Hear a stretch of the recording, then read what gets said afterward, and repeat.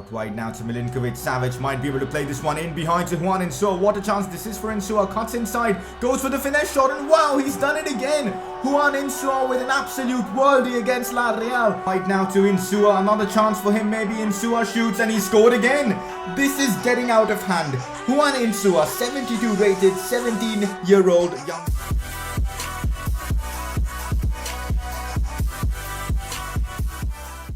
Hey guys, how's it going? It is S2G and welcome back to another episode of the Barcelona Career Mode series. Last episode we made a big signing by bringing in Trent Alexander-Arnold from Borussia Dortmund. In this episode we could potentially be seeing more transfers as we are still in the January transfer window with a transfer budget of about 88.47 million. So yeah, transfers may be happening. As always, if you guys have any suggestions, let me know down in the comment section below. And also the UEFA Team of the Year 2020, if I'm not wrong, has just been announced. So we're going to be taking a look at that as well. Should be fun to find out if any Barcelona or how many Barcelona players have made it in there. So that should be fun as well. Plus a few games here and there. So all in all, should be a fun episode for you guys. And if you guys are hyped for this series, make sure to show your support by dropping a like on the video. That would be greatly appreciated. Let's shoot for 600 likes once again. And if you're watching my content for the very first time,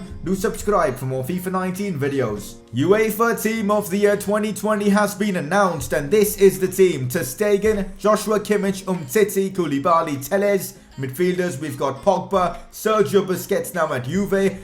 What on earth is Frenkie de Jong doing there? How has he made this? I mean, I haven't used him in any of the big games and he's somehow snuck into the Team of the Year. Oh well, that's EA, I genuinely don't understand that. Toni Kroos has made it, Mauro Icardi and Dembele. So talking about the Barcelona players that have made it, we've got Ter Stegen, so great for us, man. He was amazing, kept so many clean sheets and overall was stunning as a goalkeeper. Definitely deserves his spot. Umtiti as well, stunning at the back, made some crucial tackles and blocks. And I really rate him as a centre-back. Koulibaly as well, very, very good for us at the back. Of course, there's a bit of discussion whether we should sell him or not. We'll talk about that later, but yeah, he deserves his Team of the Year spot. Frenkie de Jong, I don't know what he's doing there. Honestly, I just don't know what he's doing there. Paul Pogba, yeah, deserves it. 100% solid as a midfielder, makes a lot of tackles, scores a few goals as well, assists as well. His overall play is so influential for us. Ousmane Dembele last season was just firing on all cylinders for us. This season, a bit of a slow start, but yeah, deserves his spot. We've got Mauro Icardi as well in here. 95 rated Team of the Year card for him. So many goals coming in from him. Golden Boot last season. So there you have it. That is your UEFA Team of the Year 2020. A few notable absentees like Paulo Dybala, Coutinho, Ronaldo even. So yeah, that is definitely an interesting Team of the Year. Let me know your thoughts on this because it does look a bit weird to me. Press conference time, let's get this one started. As always, if you guys have any questions, make sure to put them down in the comment section below. First question of the day. What is your opinion on Messi's 2 free kicks against Espanyol and Pele's comments on Messi? So let's first talk about Messi's 2 free kicks against Espanyol. They were probably some of the best Leo Messi free kicks I've seen. The first one was just inch perfect top right corner. The second one was absolutely unreal, 27 yards out. Oh my god, man. Leo Messi's free kicks are just so good. And Pele's comments. Oh, where do I even begin? How on earth does Pele think Leo Messi is a one-skill player? Messi's dribbling is out of this world. Messi's shooting is unbelievable. He offers so much through passing. And you're talking about him not being able to score with his head. Pele. Oh man, why is Pele tarnishing his legacy talking such nonsense? It's just sad. He's just insecure about the fact that Leo Messi is basically now considered the greatest of all time. But that's all I'm going to say. Let's move on. Next question. Are you going to bring Juan Insua off the bench against Tottenham in your last 16 tie? Probably, yeah. I'm just so impressed with this guy. The fact that he's 17 and he's played 9 games for us so far, 8 goals and 7 assists. You've just got to admire that, and he feels so good in game. I've told you guys multiple times about the fact that it's not really about the players' in-game stats. It's mostly about how they feel in game, and Juan Insua feels really good in game. So probably, yeah, I'm probably thinking about giving him some game time, at least in this episode and then deciding later on if he should be involved in the Champions League tie. But I feel like if we do play him, he's still going to perform because he's that good. Next question, would you consider signing more youth academy players? Probably, yeah. Ayman Shanuda seems like a baller and probably the next Salah. I mean, look at this, 89 to 94 potential, 65 rated. I'm soon going to be promoting him. Esteban Granero is a player I have to let go because his potential has dropped down to 90 and we want only the top talent to be moving on to the first team. Again, look at this, we've got Placido Orellana, 65 rated, 84 to 94 potential. Cesar Miguel still needs to grow a bit, and of course the goalkeeper from Argentina, Telmo Navarrete. So we've got some decent players in the academy, and soon we're going to be seeing more. And also we've sent out our youth scouts to, get more players. So youth academy is definitely a big focus for me in this series. We've already seen tremendous success with it, the likes of Juan Insua and of course Petar Ujovic. So that's it guys for today's press conference. Any more questions down in the comments, and let's move on. So guys, last episode's comment section had a massive discussion about Khalidou Koulibaly, 90 rated of course, and a lot of you guys were pointing that out, that he's not going down in his stats, and hence why it doesn't make sense selling him. He's one of the best centre backs in the world and he's been performing pretty well for us.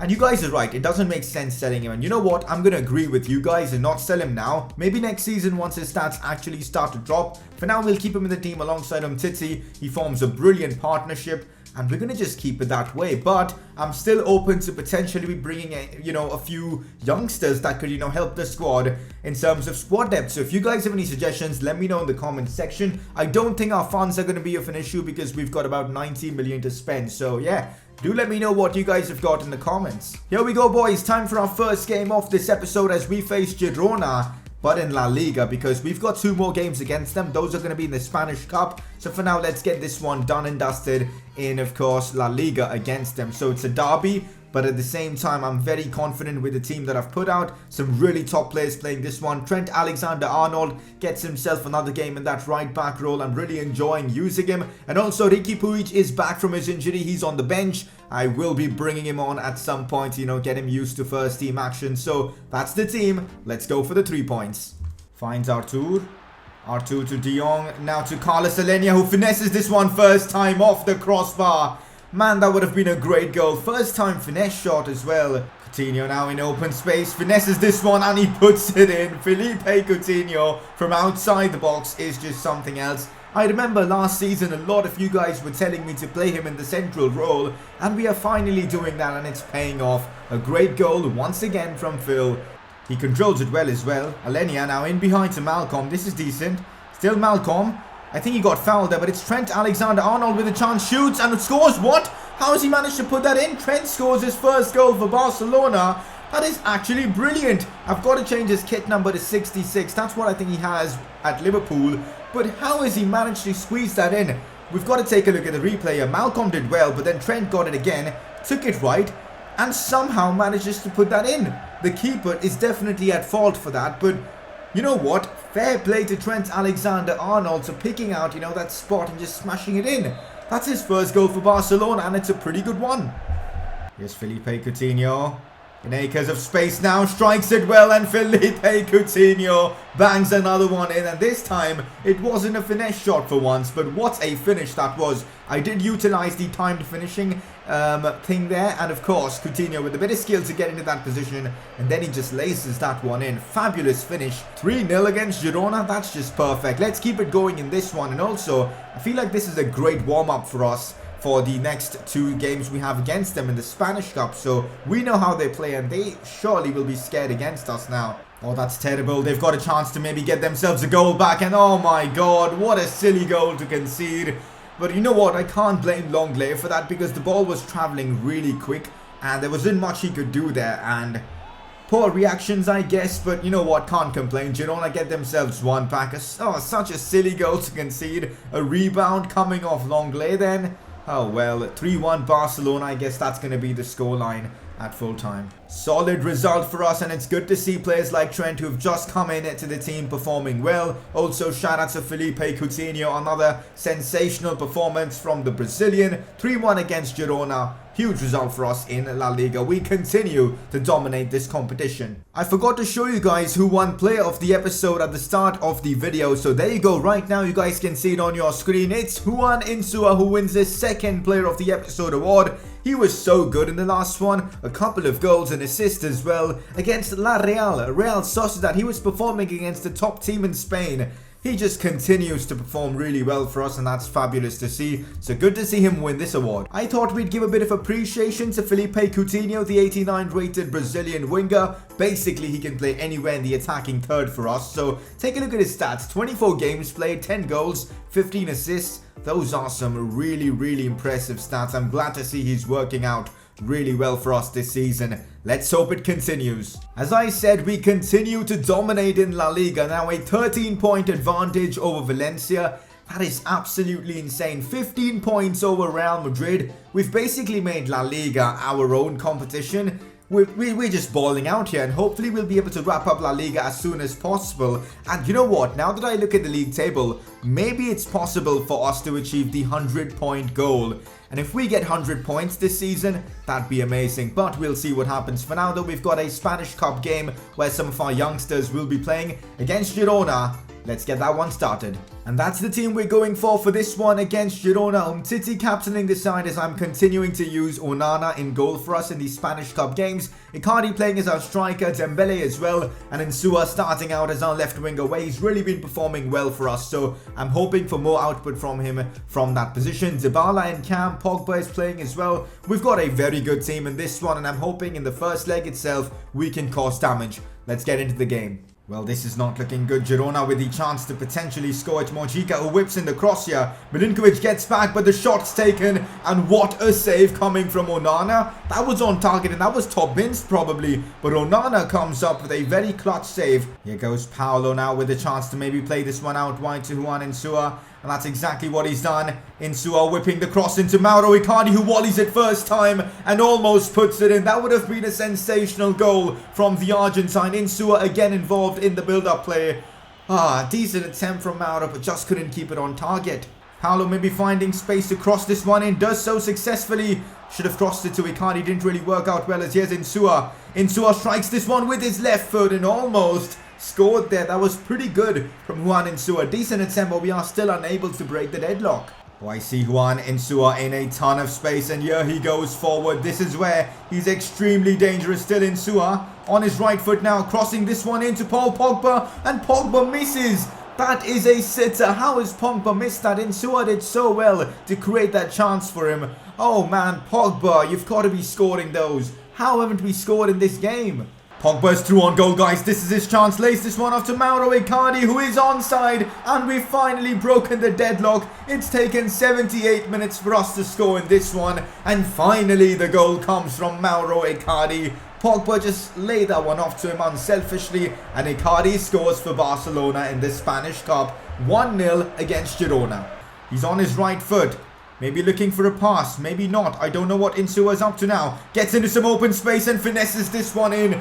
He is insane in this game, guys. Juan Insua scores yet another wonder goal for Barcelona. The 17-year-old is running riot for us in the Spanish Cup. He's the top scorer of this competition, and he scored yet another fabulous goal. Just look at that. 3 players surrounding him. He doesn't care. He just puts the ball into the back of the net with a beautiful finesse shot, as Barcelona have now a 2-0 advantage. That's it, guys. I feel like we could have scored a few more goals in this game, but you know what? I'm not going to complain. Going into the second leg away from home, a 2-0 advantage is fabulous. Great performances from the likes of Juan Insua, Paulo Dybala, and even Mauro Icardi, so really happy with the win. Alejandro Grimaldo to Manchester United? I think not, but they've come in with a 63.8 million offer for our left back. There's no need for us to sell him. I love using him. He's just come back from his injury and he's balling out for us. So yes, I'm going to reject this offer. And also another player injured, and hopefully it's not something serious.